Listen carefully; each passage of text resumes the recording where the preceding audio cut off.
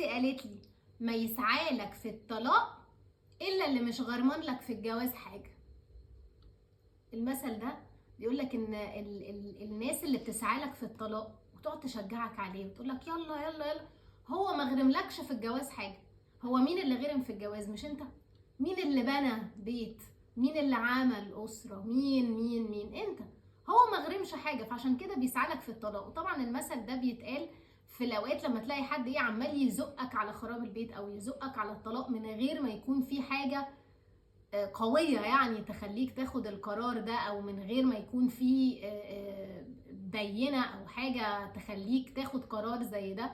وتلاقي طول الوقت بيسخنك انه يلا اتطلق يلا اتطلق يلا اتطلق. طبعا لان انت ما غرمتش في الجواز حاجة، انت ما غرمتش في جوازي حاجة، انا اللي غرمت طاقة ومجهود وان انا ابني اسرة وعيلة وفلوس وحاجات كتيرة قوي انا اللي غرمتها. فانا اللي لازم اخاف على الجوازة دي اكتر من اي حد عمال يشجعني على الطلاق، لانه ببساطة ما غرمش حاجة في الجواز. شكرا.